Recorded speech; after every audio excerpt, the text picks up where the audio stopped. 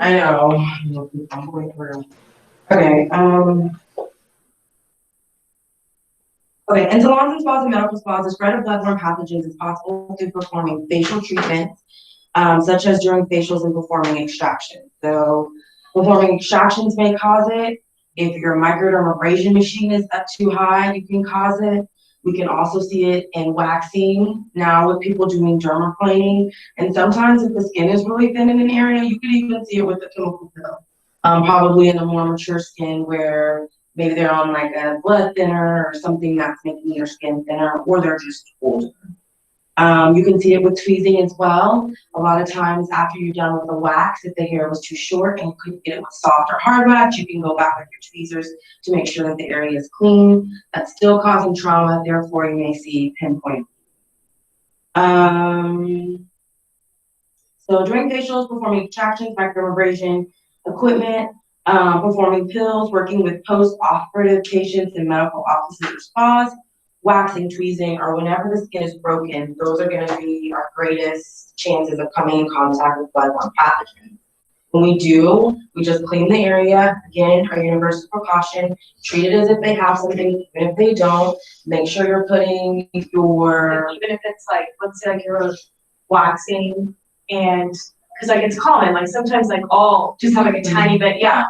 But even if it's like the tiniest bit, you still want to take that extra precaution. By precaution, technically, and with everything that's going on, you should have a little biohazard bag with you if you know that you're going to come in contact. And then you just put it in there and it's labeled, and you can throw it in the trash from there because you can say that it's biohazardous, so people know, hey, this could be hazardous to either the environment or to myself. So I'm touching it, knowing what the precaution is.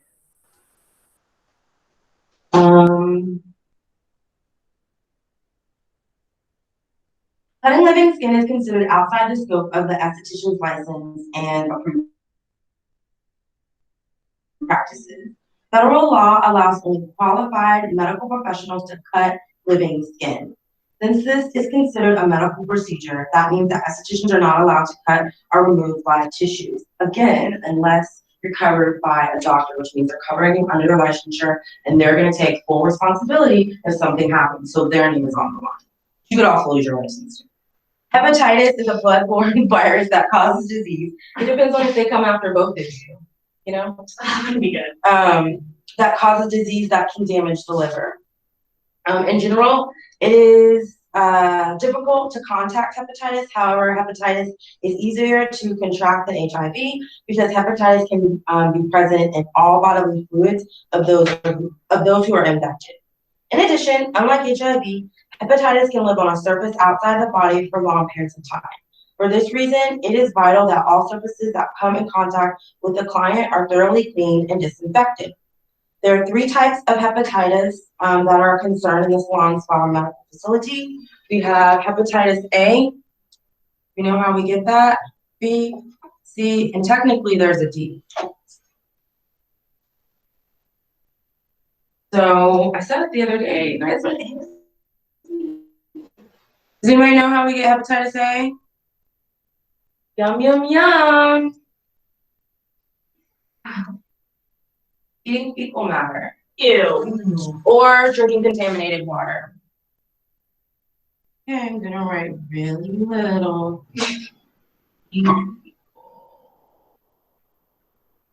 Or contaminated water, meaning there's bacteria or something in the water that has hepatitis A virus. You can get, I think it's allergic hepatitis. Yeah, allergic hepatitis from bad shellfish. So if the shellfish is bad, plus there's fecal matter. You know, they have lots of parasites and stuff. Think about all the crap that's dumped in the ocean. Think about it. And they're like considered the bottom feeders, and I love a catfish plate all day. But yeah, those are like the roaches. I just can't really. I know. Let me see. I always get these 2 mixed up. B is going to be, I think, sexual. And E, C is, I think, needles. Does hepatitis B, the 3 shots? I think so. I think we got B when we were kids. I think, yeah. Hepatitis can also be an STD, right? Mm-hmm. That affects what? Just wrote it. Those? No, which part of the body does it affect? Mm-hmm. I'm guessing. Yep.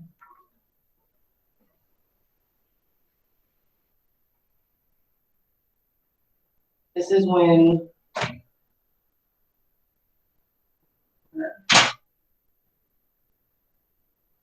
it's in play. Not working. And hepatitis D is like liver failure. This is a worse version. So it's like severe alcoholics. That's I mean, they could. like a possibility. Yeah. Is there any Or kidney failure. Oh. Is there any like one thing that causes that? There it is. What do you mean? So eating those things, like if someone has it and they get pricked, like we're talking about Oh, all the yesterday, hospital thing, yeah. or they're out on the street and they're a junkie and they're sharing needles and somebody has hepatitis and AIDS or HIV. Yeah. And then are having unprotected sex with somebody that's infected. And again, well, you'll But that A you lot get B and the needles you get C. you can get C, you can get B with, you can get hepatitis B with needles or sexually transmitted disease, but you normally get it more with. Okay. And then the only way you get A is if you ingest it. So it has nothing to do with needles or. You're just ingesting another species bodily fluid, right? Or the water. Well, yeah, in the water too, yeah. So this can spread if we tweeze them, right? Or we do a microdermabrasion and they happen to have it and maybe don't even disclose it, right? Because even though they're supposed to, they may not. But we cut all that down by our bottles, our utensils, ourselves, our. You don't know, and it only takes a drop, right? And it only takes a second, and everything changes. You treat everybody like, oh my God, you did. Because remember back in the day when people didn't want to touch people that had AIDS? You guys remember that? Oh. And they were like, and now you don't even hear about it really anymore. It was Like it was such a big thing. Dallas But people, I think, are living with it now. Before they were dying. Now, you know, technology and advances, we're finding out, hey, this can give us longevity. Okay, moving on to HIV and AIDS. The human immune deficiency virus, known as HIV, is the virus that causes the acquired immune deficiency syndrome, which is AIDS. AIDS is a disease that breaks down the body's immune system. We have 2 types of immunity, natural and acquired. Our natural immunity is going to be what we inherit and what we develop over time. And then our acquired immunity is what we get when we get sick. So it's good to get a virus. I don't know about no parasite, okay. But it's good to get a virus or a bacteria infection because it helps your body build up its immunity when they're young. You know, sometimes parents don't want to let their kids like run around, don't let them get hurt. That's how you learn, right? That's how your body's able to remember, hey, I fell off last time, I'm not gonna do that. Hey, this made me sick last time, maybe I'm not gonna do that. So we're able to build up our 2 types of immunity.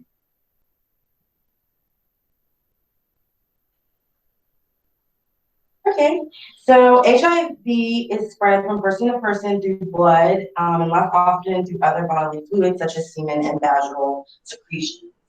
A person can be infected with HIV for many years, up to 13, without having symptoms. The testing can determine whether a person is infected within 6 months after exposure to the virus. Sometimes people who are HIV positive have never been tested and do not know they have potential to infect other people. You guys do know if you have something, you have to let person that you're whatever intimate with know, right? Oh, yeah. The HIV virus is spread mainly through the sharing of needles by IV drugs, IV drug users, and by unprotected sexual contact. Contact. Less commonly, HIV is spread through accidents with needles in healthcare settings. The virus is less likely to enter the bloodstream through cuts and sores. It is not spread by holding hands, hugs, kissing, sharing food, or using household items such as a telephone or a toilet seat.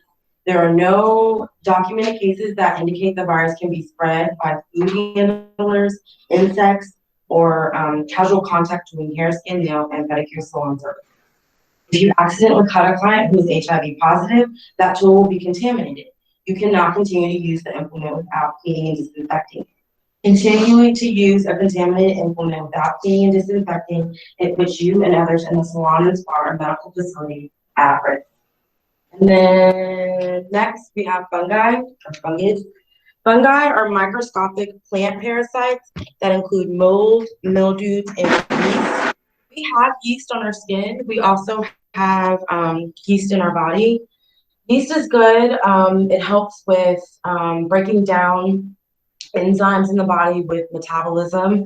I drink it in my kombucha. That's what that is. A little SCOBY. That's what it's called. Scientific culture or colony of bacteria and yeast. That is what probiotics are. Probiotics help your GI tract digest food, fight off disease and infection, and let the body absorb what it needs and get rid of what it doesn't need. So yeast is a good thing, just like bacteria is a good thing, but sometimes we can get too much of it. So yeast infections are an excessive amount of yeast. Kind of like bacteria, they like dark, gross, like nasty, damp places so they can grow, right? So a really good way to get rid of yeast is making sure there's not a lot of moist there sitting in one spot. A popular form of yeast is going to be ringworm or athlete's foot. You guys know people that get athlete's foot, maybe they've been sitting in a sock for a really long time, sweating or it's wet or whatever. Well, that starts to build up. It can get acidic and start to eat away at your skin. However, I learned from Dr. Oz, you have enzymes in your pee-pee, and if you pee on it, it will kill it. Damn. Yep. I love that. Cause man, your body can heal itself if you give it what it needs to tell you. Some things, like can't take like if your arm's going off. Let's see. Mildew is another fungus that affects plants or grows in imminent objects but does not cause human infections in the salon. Depending upon the type, they grow in single cells or in colonies. Fungi are also called vegetable parasites. They obtain their nourishment from dead organic matter or from living organisms. Most fungi are non-pathogenic and make up many of the body's natural flora. Fungi infections usually affect the skin as they live off of the keratin, a protein that makes up our skin. Talked about that in chapter 10. The most basic cause of fungal infections are dermatophytes, the fungi that cause skin, nail, and hair infections. So our fungi are going to be like when I clean the board, the pin goes out.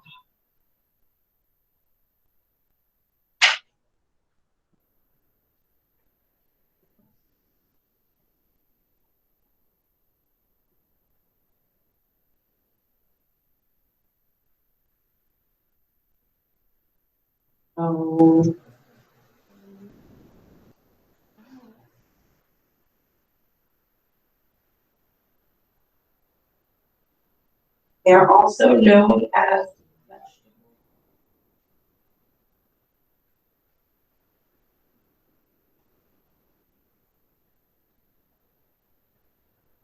These are good for your sleep.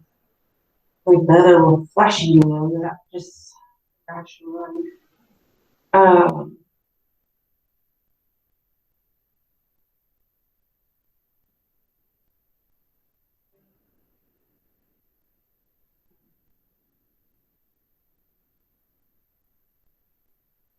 Fungal infection.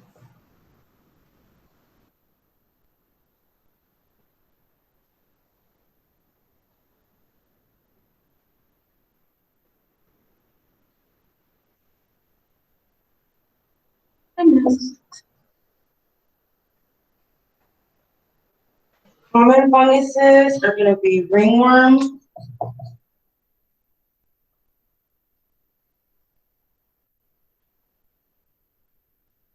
athlete's foot,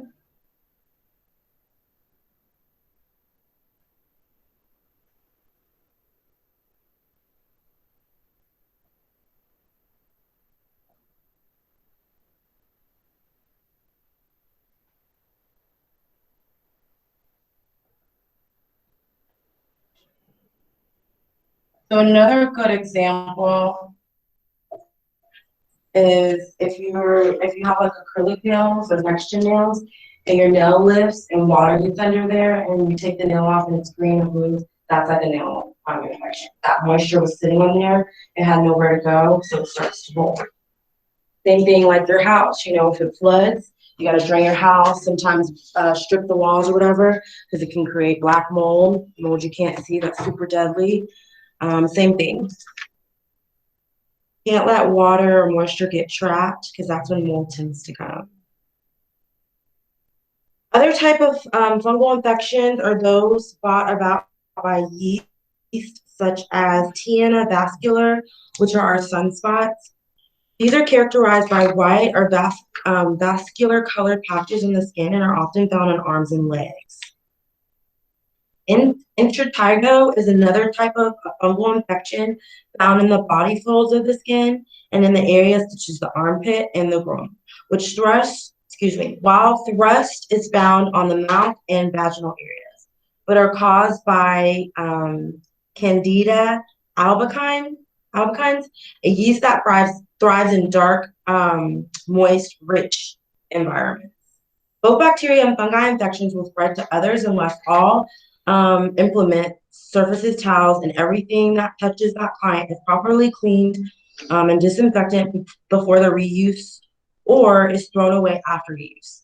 It is always important to assume that all clients may have infections and to use proper infection control measures at all times. Last but not least are going to be our parasites. These are organisms that grow, feed, and shelter on another organism. They're referred to as the host, the organism that they're growing and feasting on, while contributing nothing to the survival of that organism. They must have a host to survive. Parasites can live on or inside of humans and animals. They also can be found in food, on plants, in trees, and in water. Humans can acquire internal parasites by eating fish or meat that has not been properly cooked or that was just chilling in the carcass as well.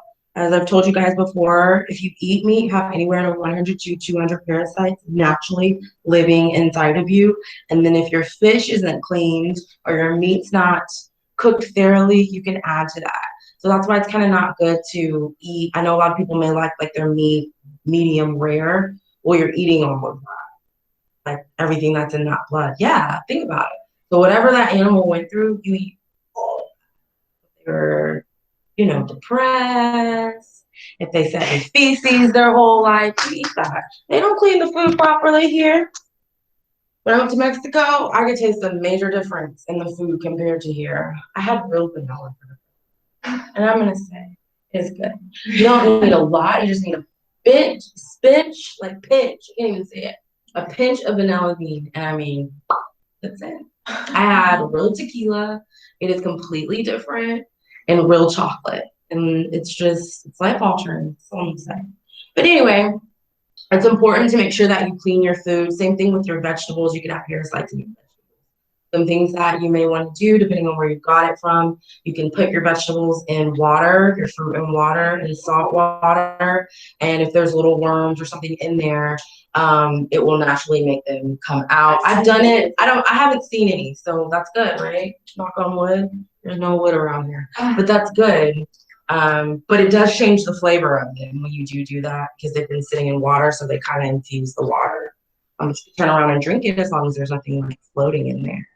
But that's why you're supposed to wash your fruits and vegetables. Make sure you're getting clean meat, checking even, yeah, produce, fruits and vegetables, grains. I guess sometimes you can have those little worms in the grains. Just checking your food, seeing where it's coming from, making sure you're doing your due justice, cooking it thoroughly, storing it properly, all those things. Because a lot of times we do get things from what we ingest, and not necessarily that was on the food, but our hands weren't clean. You know, we didn't go wash our hands before we ate, and we've been touching all these things, doorknobs, all sorts of kinds of things, and then we go eat. Well, you're eating that. That's why it's so important to wash your hands. That's the number one way to spread disease is through touching hands, you know, doorknobs, money. Think about it. If you're out and about, you have people, you know, no disrespect, but you have people that don't all live in the same living arrangements, you know? So they're out and about. Think about it. There's people literally living on the street. Like when I pass this bridge on 635, like they have like a little home under a bridge. So they're probably not going to have the same cleaning standards or situations as somebody living in a different situation. But you could still be coming in contact with people that are living in certain measures that don't have the same things and touching the same services, touching the same places. So you have to be mindful, make sure you do your due justice and, you know, do your infection control for yourself, not just for your clients, but for you too, so you don't give yourself anything. All right, so where were we? Okay. So you can acquire internal parasites by eating fish or meat that has not been properly cooked. External parasites that affect humans on the skin include ticks, fleas, and mites. You can also get eyelash mites. We talked about that before when your lashes aren't properly being taken care of. Head lice are a type of parasite responsible for contagious diseases and conditions. One condition caused by an infestation of head lice is called, oh Lord, pediculosis capitis. Scabies is also contagious skin disease and is caused by the itch mite, which burrows under the skin. You know, you see people, have you ever seen them and they've had scabies? Isn't that what they do in the movies? You guys know I watch all sorts of that. Contagious diseases and conditions caused by parasites should only be treated by a doctor. Contaminated countertops, tools, and equipment should be thoroughly cleaned and then disinfected with an EPA-registered disinfectant for the time recommended by the manufacturer or with bleach solution for approximately 10 minutes. So, parasites, internal and external. They have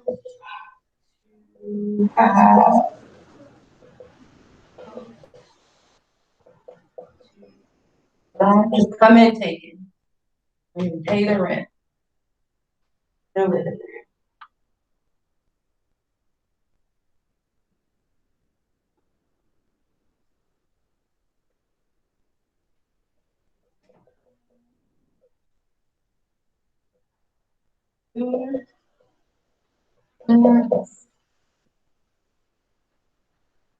These are. But the cool thing is, spiders, geckos, all of them eat this type of stuff. Like eat bugs and stuff. I found a little gecko in the school earlier. I put him outside. He's cute. He had a pink belly. It was very interesting. Took him forever to get in there. He's a tough little cookie. He was trying to push against. I was like, "What are you doing about me?" Let's see. And then our internal, we get through oh,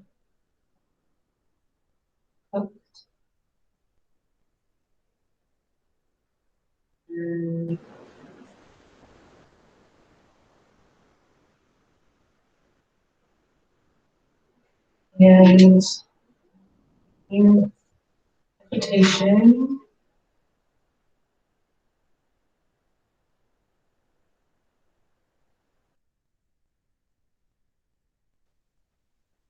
And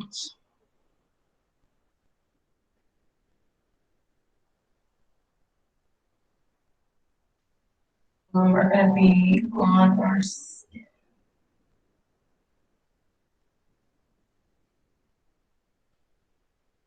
Common ones are lice,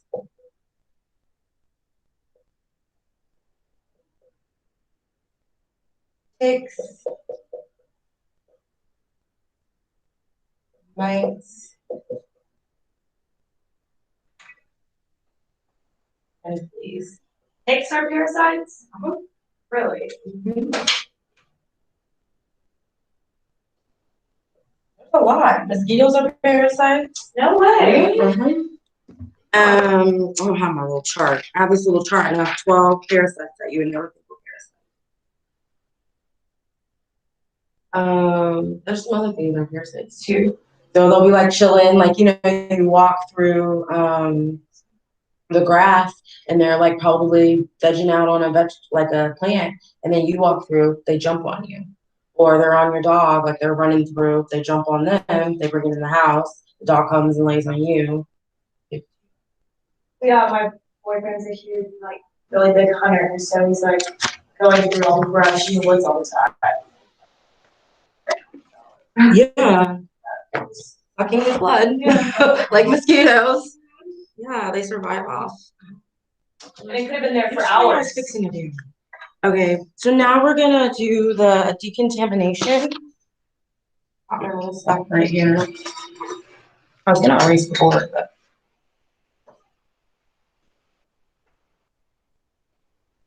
So,